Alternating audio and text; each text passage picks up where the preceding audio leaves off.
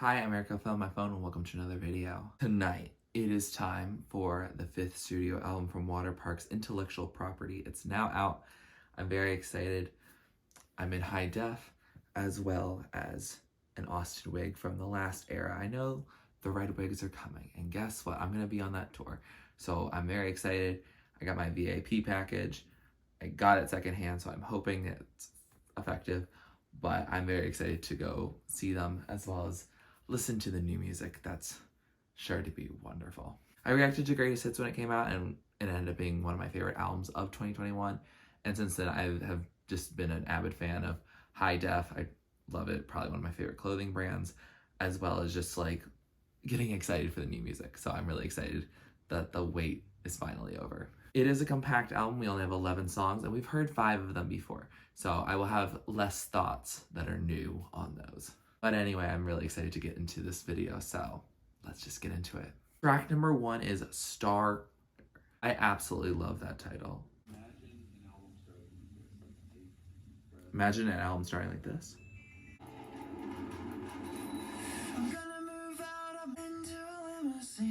We're gonna move into a limousine. Oh, okay, when the greatest hits is this. It's nice to meet you too. I feel like I want to run to this song. I don't want to be toxic, I just want to be honest. It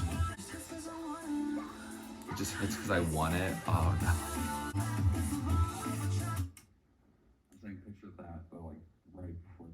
Wait, you cut it off? So that was Star. I still love that title. And that was a great way to start the album. I got excited. I don't like how you started and cut it off. It felt like how in Like It, how they did the interview at the beginning and the end. And that's fine, but Like It is one of the best songs of like that album and just in general of their discography. I absolutely love that song. It's one of their greatest hits. When a song is really good, to always just have the full song, but it feels very short because it's under 2 minutes and you have that beginning and end that kind of cuts it off weirdly. But I think the song is about trying to navigate fame as well as some sort of relationship. If you know Waterparks at all, you know that Austin primarily comes up with the concepts and the music for this all. And I know that he said that intellectual property is a play on mental real estate, so stuff that's going on in his mind, especially when it has to do with religion and sensuality. So those are things I'm going to be thinking about. I feel like this song seems pretty clear about dealing with fame and dealing with what romance can happen under that, and worrying that this person is just a star, someone who's just really chasing after you just because you're famous and not actually wanting to know you for you. And I think he's touched on that in fandom, especially like Dream Boy and Reboot, and a lot of Greatest Hits is very much about dealing with fame and mental illness and stuff like that. So very common themes, but themes I always love returning to with their music. So yeah, I like it, but I wish it just got to be its own song and have that breathing room. Also, I know that Austin said to listen to this album in the dark, generally when you first listen to it, but since you all are watching it with me, it's not really as easy. I know I did that previously with, I think, the Avril Lavigne reaction, but in this space, it doesn't look good at all. You can't see anything. Even though it's not real super dark in here, we'll get into track number 2, Real Super Dark, a song I've heard, a song I really enjoy. Let's hear it, because I'm ready for it to get rough. Speak to your manager. Messages you feeling silly. Da, da, da, da, da, da, da. Get back in the car. Everyone's freaking me out. Freaks me out. Real super dark around the edge of my heart. Around the edge of my heart. Otto, don't be mad at this. I love all the little ad-libs. I didn't realize it transitioned like that. So that was Real Super Dark. I love that song. I was literally folding laundry at the laundromat, and I was like, I'm just in a Waterparks mood. Let's listen to like the singles from this album as well as some other songs that I really love from them. And Real Super Dark came on. I was like, Oh, you mean Benji? Yeah, no. I just love it. This is fun. Obviously, it's emotional and dealing with like some anger and roughness, but it's fun to like have that cathartic moment as a fan and a listener. And this is when you're gonna do the fun little ad libs and the adding stuff in, you fit it into the song rather than Star. You don't really do that as much. You do really just cutting off the song. This one doesn't cut it. I'm thinking about the You'd Be Paranoid 2 part where I literally like cut it off. But I like the let me speak to your manager. At first I was like, what? And then it just gets iconic. And I love the get back in the car and just all the other little memes and inside jokes in here. Work with the song because the song is doing its edgier style and it's doing that sense of chaos and catharsis. And yeah, I think you can have a little more fun with this one, even though it is definitely coming from a dark place. That wakes me up, gets me excited for the rest of the project, even though I did start this late. It's like 1:30 a.m. now. Track number 3 is Funeral Grey, a song I've heard. I like it. It's not my favorite of Waterparks discography, but that's okay. I still enjoy it, and I will still stream it and still enjoy it. It's also been out for a year, so it doesn't feel like it's a new song by this point. I didn't get her name. Summer weather, yeah. She wore a sweater, it was funeral gray. Kim Possible vibes. Then I'm gonna make, oh. Yes, bring it back in. Oh. It's quick transitions. So that was Funeral Grey. A song I enjoy. And I like it. Okay. I think it's just because it's been out since literally like May last year. So as a result, it's really been a year. And so I've had a lot of time to enjoy the song. And so it's not as novel as like a real super dark for me. The song is pretty obvious. It's about this girl that's intriguing and mysterious and all that stuff. It very much is a pop punk cliche type song, which I think is okay to have that because of how many songs you have that aren't cliche at all. And yeah, you can have a fun song that's based on a concept that many pop punk artists have done in their time. And I'm okay with that. It doesn't feel as unique to Waterparks as some other songs from them. And again, that's okay. It's all right to have like a little radio pop punk bop. We all need that sometimes. And I enjoy it. I also am just not that big of a simp in general, so I don't relate to the song that much. And also I think that vaping or whatever she was doing, vaping or smoking, it's not for me. And so that already turns me off a little bit sensory style with the song because like Austin, actually, I have synesthesia. And so sometimes words have sense, or they often, generally, a lot of music has colors. And that's also one of the reasons why I really like Waterparks, because their colors are always really, really good. But sometimes I get some cross-pollination of senses in ways that are not pleasant. And I would say that that is the case a little bit in the middle part of this song. Also, just for a moment of appreciation that the sweater is technically gray. And also it is warm here today. It was in the 90s during the daytime. So this is color changing. It's heat sensitive. So it's getting white because my house is not ready for me to wear a sweater right now. So I did wear a sweater in summer weather and it was at times funeral gray. With that, let's go into track number 4, Brainwash. I've heard the song less than the other ones I've heard because it's the newest, but I'm excited to hear it in the context of the album. This makes sense coming right after Funeral Grey. They're similar vibes. Like only been a couple days, dang. Thinking you got me brainwashed. I didn't notice that it's been a week I'm still at your house. I love this breakdown. It feels so nostalgic. So that was Brainwashed, and I like this song. It's catchy and it's fun. It very much is nostalgic. Funeral Grey is nostalgic in some ways, but I think the parts of it not being relatable or having those sensory issues is a little different. Brainwash doesn't have that issue. But I just noticed in the song, and I mentioned it, but the fact of it's been a week, I'm still at your house. I didn't realize that there was requitingness in this love story. To me, I always thought it was like Funeral Grey, the woman leaves, and you actually just never meet her again. And then Brainwash is like, you did somehow get into contact with her, but you're still just like dealing with more and more feelings and getting a little more lovey-dovey, even though this person's still not matching your energy at all. But it's been a week, I'm still at your house shows that, hey, he hasn't been asked to leave yet.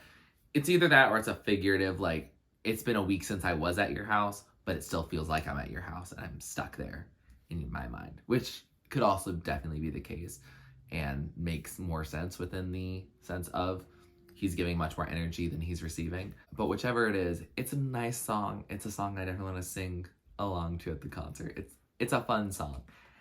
And yeah, it's one where it's like, you don't actually have to be in love in order to enjoy that song. I feel like we all want that feeling of feeling brainwashed basically by this love and this joy that we're experiencing, whether we've been in love for many years or we're not actually in love at all. It's a song that for me doesn't necessitate me being in a relationship or me being even in a prospective relationship to enjoy, which is really nice. It's definitely very catchy. I love the thinking about me continuing on, not demonetizing today. So thank you for this banger. Track number 5 is Two Best Friends, the second song tonight that I have not heard at all before. Okay, it's given some, 2000 still. I went out with my two best friends. Wake up tomorrow and try again. Oh, I like that sound effect. Tomorrow and try again. So that was Two Best Friends and vibes. Vibes, yeah. I don't know if they broke up or he's just trying not to be fully brainwashed by this person. But in the narrative of the story, he's like, I'm just gonna go out with my friends instead because I apparently can't communicate with you for whatever reason. Whether it's them not matching energy or they broke up or whatever it may be. And of course, Austin's very much like this based on his persona in his songs, is that he gets very much head over heels in love and gets very committed and cannot stop thinking about people. I feel like that's a main thing. He definitely thinks a lot. And I think that makes sense. Like, he's always doing a lot, just in terms of doing a lot of different projects. So it makes sense that in a relationship, he would also similarly be like that. I mean, obviously, if he wants to portray a character versus himself, he's more than welcome to, but I believe he said this is one of his most personal albums. But this one's like a fun little, like, I don't know, summer boardwalk type vibe. It's just like an upbeat vibe of like going out and trying to forget, but you don't. It's a vibe, and I kind of feel like it just functions within the narrative of the story. I don't know if this is the song that I'm like going to continue listening to regularly. I'll definitely listen to it within the context of the album. It's not something I need to like remove or anything from my listening, but it doesn't necessarily stand out to me within this project. It would not have made sense at all as a single to me. Track number 6 is End of the Water, in parentheses, Feel, which is such an interesting title that I'm very curious. The few seconds that led into it sounded very interesting, so I'm excited to see where it goes. If you feel it, then I feel it too. I can be your truth. I can be the boy you dreamed of. Oh, okay. High notes. Switch it up. I can't even call you, let alone call you mine. Is he gonna go high again? Oh, it's like a dance bop. We can't take back what we never gave. Ooh, I like that.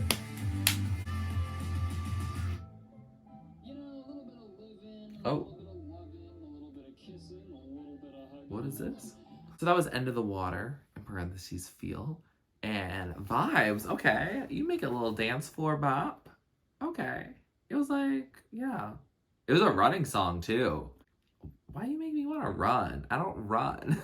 No, I like this one. This one gave the most greatest hits energy, and I think that's why I liked it in parentheses. It felt like it wasn't trying to claim a sense of nostalgia that Two Best Friends, Brainwashed, Funeral Grey, those all have not the same sound, but they're taking elements that were popular in like early 2000s slash just like the aughts. It just feels like my childhood, those ones, even though the themes of them in terms of like the explicitness is not part of my childhood because I was a child then. But this one is a little different. It feels more futuristic to some degree, and that's kind of cool. I like that we're getting a little bit of everything, because I feel like if you're gonna make what you're calling the quintessential Waterparks album, then it's gotta have some things of everything. Definitely, it's still feeling like we're in love, or at least trying to be in love. It seems he's trying to get that energy to match again. And he's like, if you feel it, then I feel it too. But basically, I think he's saying, I need this, but like I can really only put my energy into it if I'm going to get that energy. And based on the previous tracks, I don't think that she's going to do that, personally. But I don't really know. We're gonna get into Self-Sabotage soon, so I have no idea. But yeah, this song was really good. I have no idea what's the end of the water part happened. The end of like Waterparks? No, this is not their last album, right? I don't think it's going to be their last album. I would be surprised about that. I really enjoyed this one. I like the experimentation on it. I feel like I'm gonna dance to it. I think it's gonna be fun. I think, yeah, it's just the energy is right about it. So I liked it. Track number 7 is Self-Sabotage. I've heard this song only a few times. I feel like even though it came out a while ago, I didn't listen to it a ton then, because I assumed the album was going to come sooner than it did. And so I think I was just trying to not like spoil it for myself at that point, before I realized that it was not going to come out till spring 2023. But let's hear it within the context of the album. When we talk, I'm never... Ooh, his enunciation's like Violet.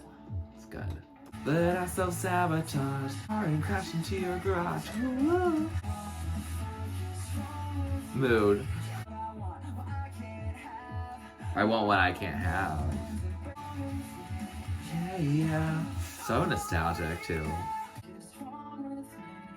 Oh, I love how it got underwater vibes. So that was Self-Sabotage, and I like that song. It goes into the nostalgic vibes. Yeah, for sure. No, the yeah.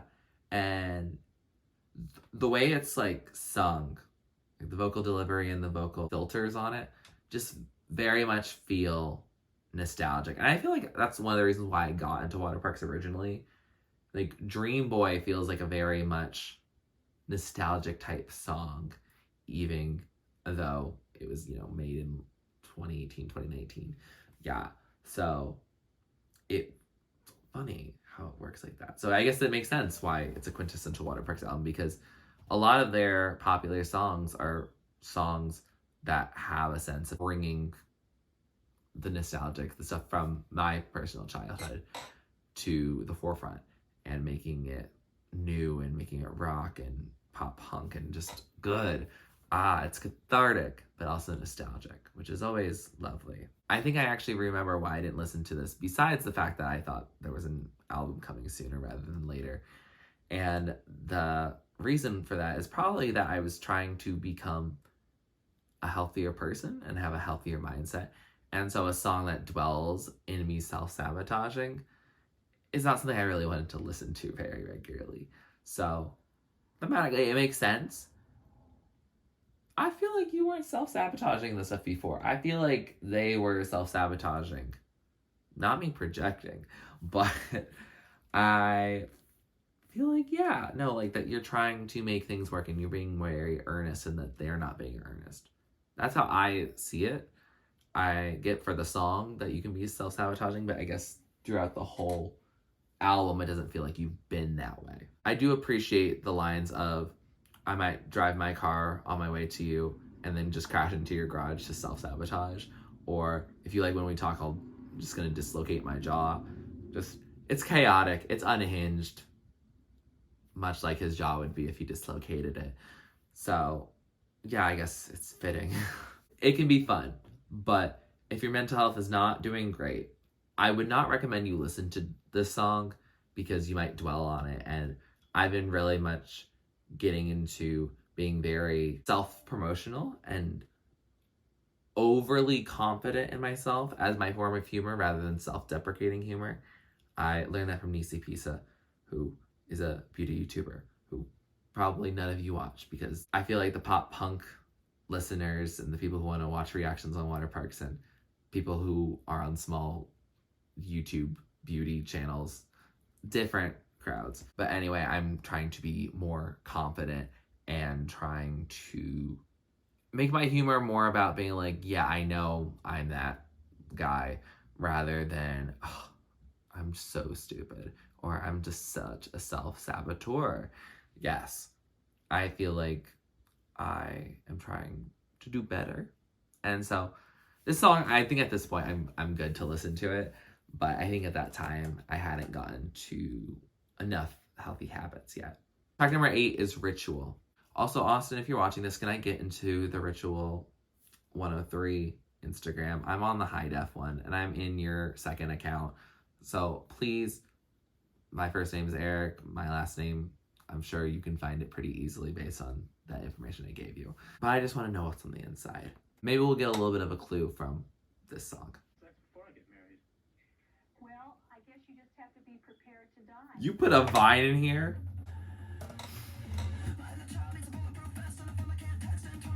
Oh my gosh. Get your clothes on? Dang. I can sleep for weeks.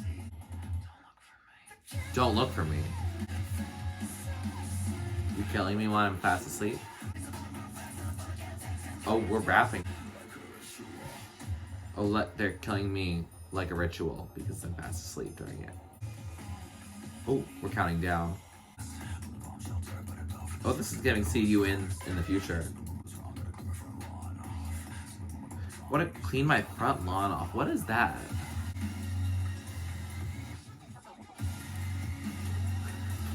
So that was Ritual, and I'm still not over the vine at the beginning. I made a play entirely based on putting 101 vines together into a cohesive narrative. It ended up being a gay love story, in case you guys care. And it wasn't me forcing it. It's just the fact that when you have the same person talking to themselves in a video about something romantic, there's something homoerotic about that. Anyway, them saying, what if I want to have sex before I get married? Well, I guess you have to be prepared to die. Iconic. I love that vibe. It's probably from some old, I don't know, puberty video. I have no idea. But anyway, this is them being edgy and fast again. In a different way than Real Super Dark. They're different, but similar-ish energies. Definitely not the nostalgic vibe that we got from before. I don't really know exactly what the song is about. I know that it's like they're killing me while I'm fast asleep, like a ritual. I understand that component, but I don't know who the they are. Is it society like crucifying you for being promiscuous before you're married? Or is it the people that you're engaging in these activities with that are like emotionally playing with you? And so that's hurting you on the inside.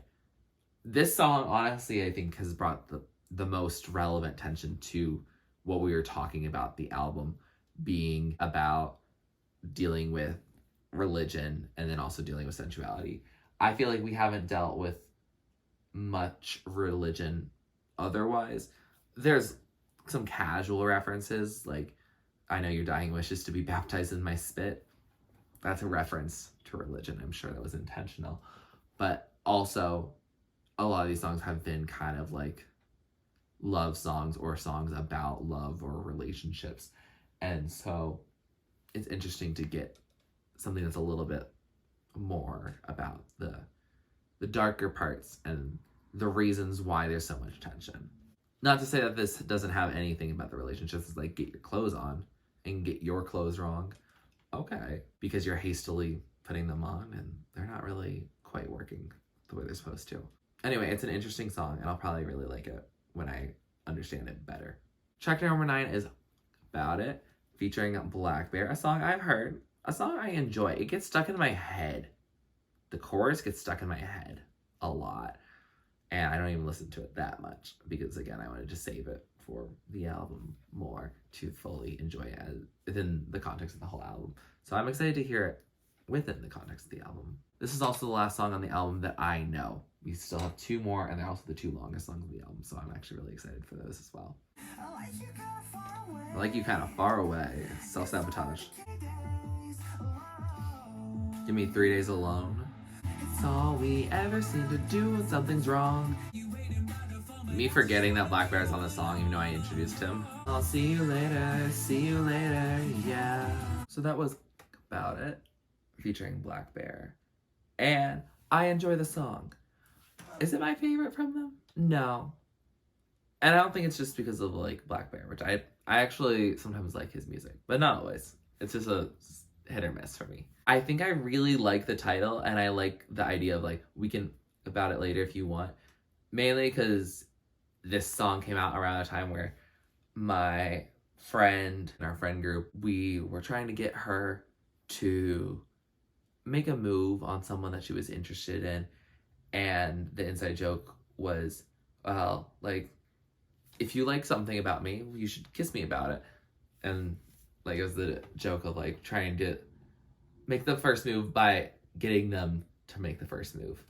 You know, that complex game. Anyway, I just think it's a smooth move to be like, oh, well, we could, like, about it later if you want. The only thing that, like, gets me is that the song isn't really about that. It's not being like, oh, well, we could do this later if you want. It's not a flirtation line. It's really, like, clearly this is how we solve our problems. It's more of a good in bed Dua Lipa vibe in terms of that. But also, like, Ariana Grande and NASA, I was getting a lot of the vibes of, like, I need space. And it's really hard to miss someone if you're always around them. And so it's interesting. He's having dislike for the person to some degree. Not necessarily, like, I want to break up, but more of a, I see the problems in our relationship, and I also need time away from you.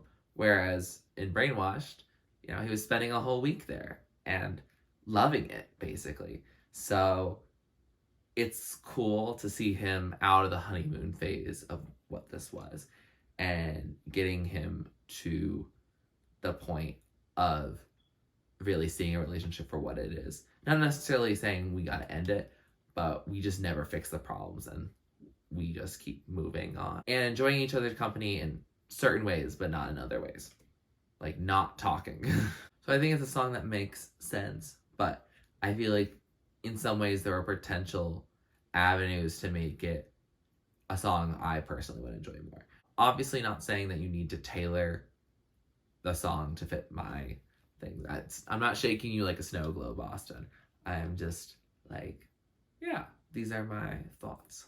Track number 10 is Closer or Closer. I don't know if it's trying to be about an end or the comparative of close. So I guess we'll find out. It's getting acoustic. I feel love a different way. Contemplate the change. I got my space. Oh. Call back to the previous song. You only hit me in the evening when I'm all stressed out. Ooh. I need you closer, I need it over. There's nothing left to let go. You're the holiday I celebrate too late. You're the song I love but overplayed. We're whispering for the end.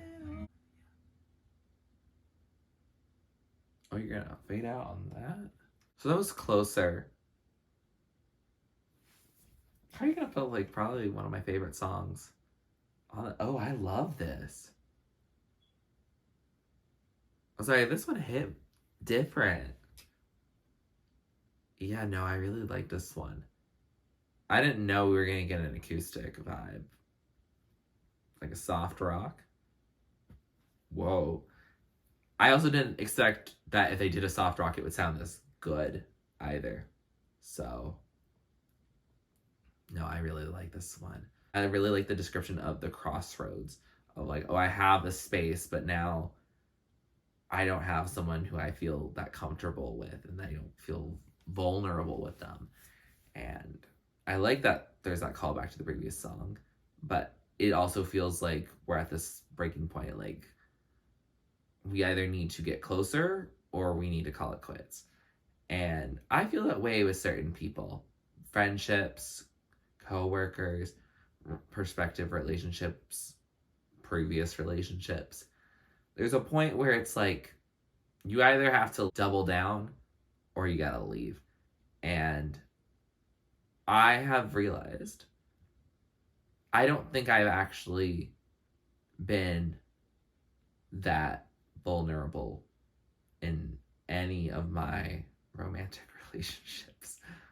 Oops, my bad. And not that you asked, but I think part of that is never feeling that comfortable with it, but also not being good at accessing my emotions for myself even. So I can't really share my emotions and be vulnerable about them if I don't really know what they are. I'm doing a lot better at feeling my emotions and making sure my voice is heard for at least myself, if not for also other people.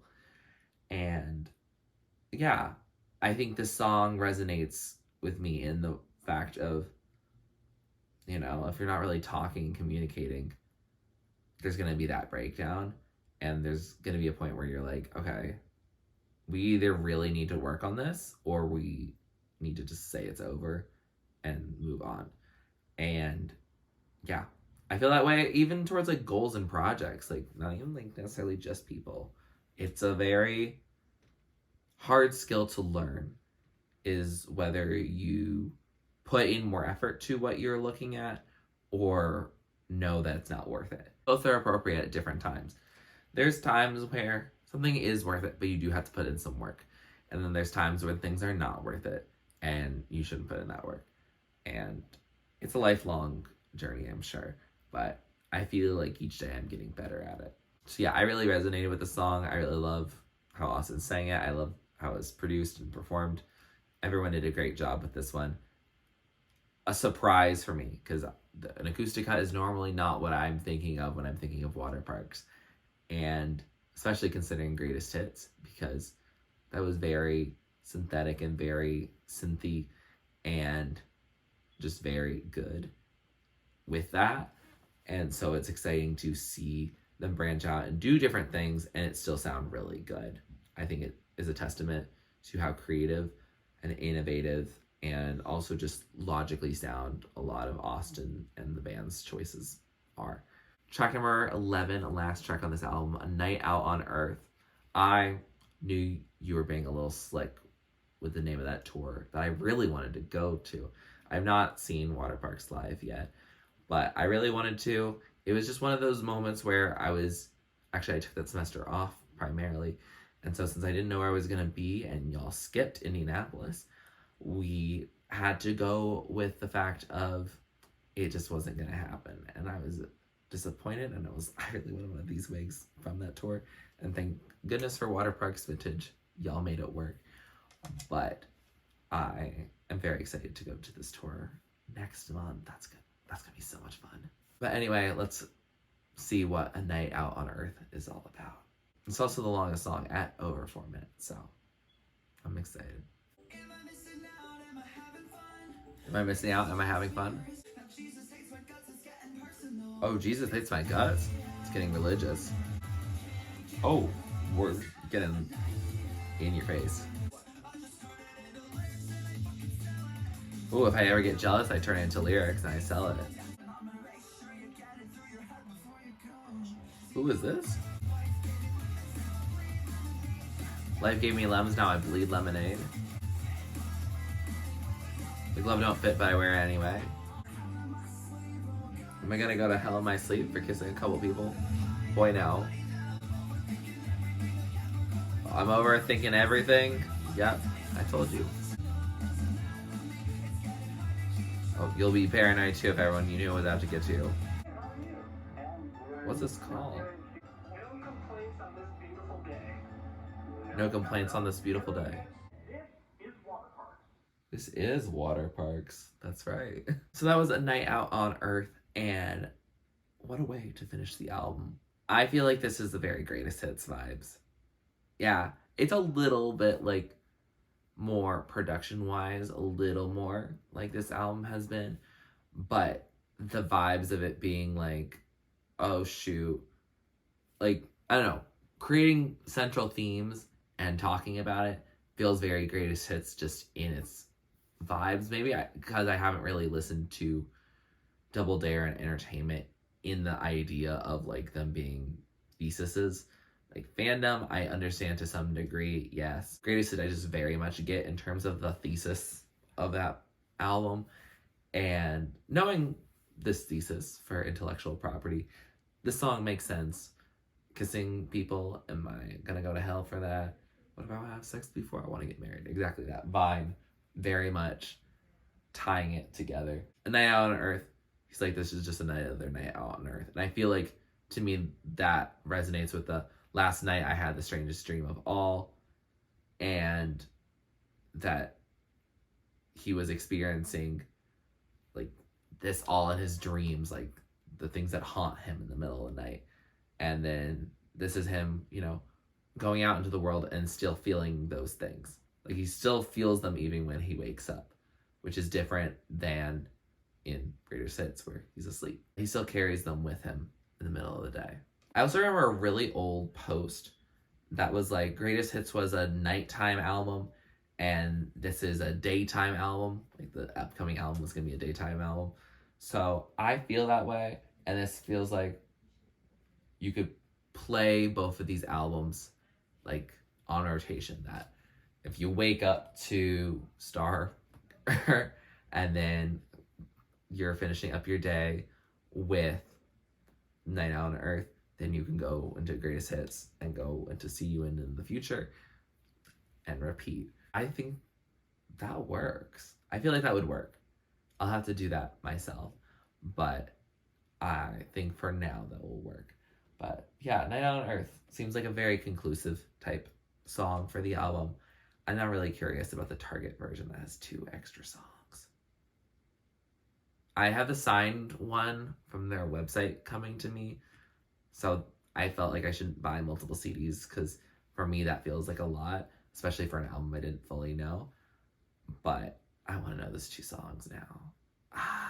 I want to see if they add more to the story, because A Night on Earth and Ritual, those really feel to me like the ones that most aligned with what he was saying was the point of the album. Then a lot of the other songs are making the album fun or talking about other things or just talking about relationships. And I think they can relate to it, but they're not as deeply centered on the thesis. So I'm curious to see what more music would do for that, because this is a compact album. It's only 11 songs. It's 31 minutes. I wonder. But with that said, we have finished intellectual property, or what we have of it. And I am very pleased. Yeah, no, I'm excited about new Waterparks material. I really love a good pop punk moment. We've been really fed rock style this year. We had Mona Skin, we had Paramore. I listened to Fall Out Boy on my own because it seemed in my poll that y'all weren't that interested in me reacting to it. So I listened to it on my own and I enjoyed it, and it felt like more of an album I vibe to in the background more than like individual songs to react and have strong reactions to. So I think it made sense and was for the best. But I do love that cover though. And then we have here intellectual property, and I'm very excited to be streaming this album a bunch to get ready for the concert next month and just vibing to it. Like, we got an album and it's compact, so I can listen to it a bunch because it's only 30 minutes. That's not a big commitment. And no, the music's good. I really like it. I love the nostalgic elements. I love the greatest hits, synthetic type elements. I love the themes. Like, even though as someone who didn't grow up religious at all, because I had 2 moms, and that was just not likely that I was going to suffer religious guilt or anything like that. No, I have other things to worry about when it comes to being condemned, so I'm not really that worried about the intimacy before marriage bit. But I think it is an interesting concept, and I think it's really cool for him to talk about it. I also just love the wordplay itself because intellectual property, when I heard that title, I was like, are you making another greatest hits or a fandom? Because the title makes it sound like that. It's a fandom where it's talking about fame and all that stuff and what's yours. But yeah, I like the play on words because intellectual property is just a buzz phrase at this point. And so it makes sense to capitalize on that. And I'm sorry that your ads kept getting flagged as real estate ads. My personal apologies. I'm definitely the reason why. But I had a great time with this project. I hope you all did as well. Yeah, I think this is going to be fun. There's some really cool songs that I think are going to be standouts. There's some ones to just sing along to. And yeah, I mean, I think it gives you a little bit of everything, even within that compact moment of time. So I'm appreciative of it. Thank you, Waterparks. And yeah, I'm just excited to keep listening, keep streaming, keep looking out for High Def Season 3. I am worried for my bank account, but we're doing our best. I also don't know if the wig stayed on well or if I looked stupid during this entire video. Only time will tell. With that said, here are some of my favorites, the top tier of the songs I love, the standouts, the ones that I'm playing over and over again. Songs in the middle are songs I like, I'll add them to my playlist, but they might not be at the top of the top, and songs at the bottom are just not really my thing. Doesn't mean they're a bad song, doesn't mean they can't be your favorite song, it just means it's not for me, and that's okay. Waterparks did not make this album for me, but I am streaming it for sure. Anyway, if you like this video, please like it, please comment down below what you'd like me to react to or do next on my channel. Please subscribe to our channel if you're not already and you'd like to be, and thanks for watching. This is TurtleStormer. Catch you later.